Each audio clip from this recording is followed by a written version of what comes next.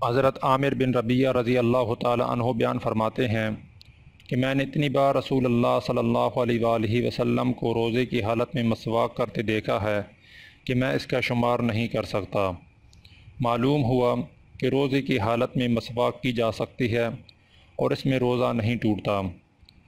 اہل علم کی اکثریت اس پر عمل پیرا ہے اور ان کے نزدیک روزہ دار کے لیے مسواک کرنا کسی حرج کا موجب نہیں ہے،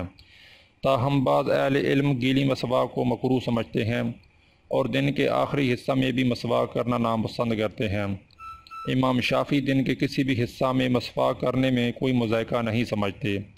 البتہ امام احمد اور اسحاق دن کے آخری حصہ میں مسواک کرنا مکروہ تصور کرتے ہیں۔ حضرت عائشہ رضی اللہ تعالی عنہا سے مروی ہے کہ رسول اللہ صلی اللہ علیہ وآلہ وسلم کا ارشاد گرامی ہے، روزہ دار کی عمدہ عادتوں میں سے مسواک کرنا بہترین عادت ہے۔ عامر بن ربیعہ کہتے ہیں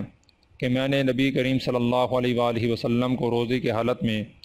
اتنی بار مسواک کرتے دیکھا ہے جسے میں نہ شمار کر سکتا ہوں نہ گن کر بتا سکتا ہوں۔ حضرت ابو ہریرہ رضی اللہ تعالی عنہ بیان کرتے ہیں کہ آپ نے صلی اللہ علیہ وآلہ وسلم نے فرمایا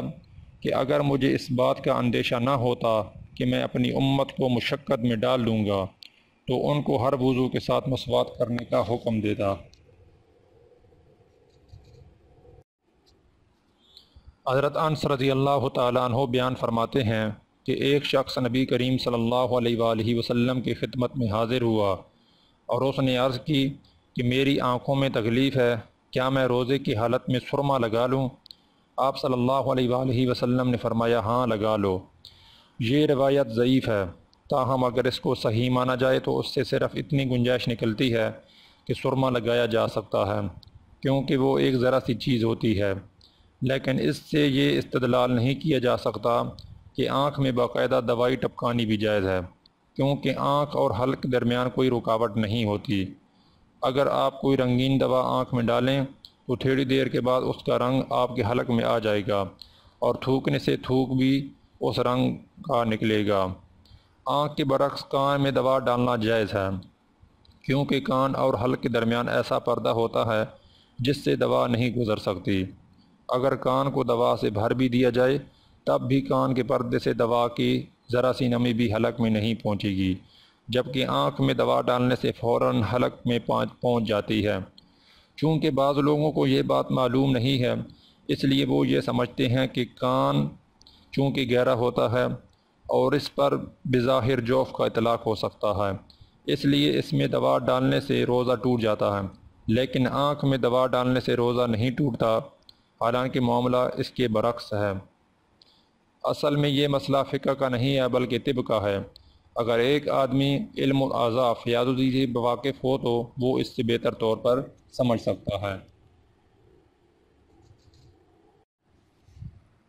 رسول اللہ صلی اللہ علیہ وآلہ وسلم کے ایک صحابی رضی اللہ تعالیٰ عنہ بیان فرماتے ہیں کہ میں نے نبی کریم صلی اللہ علیہ وآلہ وسلم کو عرج کے مقام پر دیکھا کہ آپ سر پر پانی ڈال رہے ہیں اور اس وقت آپ روزے سے تھے، پیاس کی وجہ سے یا گرمی کی شدت کی وجہ سے۔ رسول اللہ صلی اللہ علیہ وآلہ وسلم کی یہ صحابی بیان کرتے ہیں کہ انہوں نے ایک دفعہ رسول اللہ صلی اللہ علیہ وآلہ وسلم کو روزے کی حالت میں پیاس یا گرمی کی تکلیف کو کم کرنے کے لیے اپنے سر مبارک پر پانی ڈالتے ہوئے دیکھا ہے۔ اس سے یہ معلوم ہوتا ہے کہ اس چیز سے روزے میں کوئی خرابی واقع نہیں ہوتی۔ چنانچہ اگر آپ پانی کی ٹب میں اس طرح بیٹھے رہیں کہ آپ کا سارا جسم اس میں بھیگتا رہے اور آپ سر پر بھی بار بار پانی ڈالتے رہیں تو اس سے روزہ نہیں ٹوٹے گا، چاہے یہ عمل کتنی دیر تک ہوتا رہے۔ یہ تو ظاہر ہے کہ پانی میں بیٹھے رہنے یا نہانے سے گرمی کی تکلیف اور پیاس کی شدت میں کمی واقع ہوگی، لیکن یہ روزہ توڑنے والی چیز نہیں ہے۔ البتہ اگر آپ حلق سے پانی کا ایک قطرہ بھی گزار دیں گے تو اس سے روزہ ٹوٹ جائے گا۔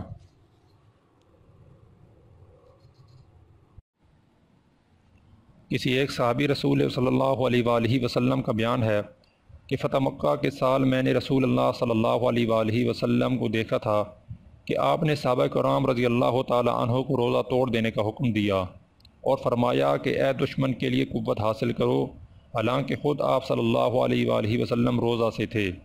مجھے جس نے روایت بیان کی اس نے بتایا کہ میں نے بچشم خود رسول اللہ صلی اللہ علیہ وآلہ وسلم کو دیکھا ہے کہ عرش کے مقام پر اپنے سر پر پانی ڈال رہے ہیں۔ اس وقت آپ روزہ سے تھے، پیاس کی وجہ سے یا شدت کی گرمی کی وجہ سے۔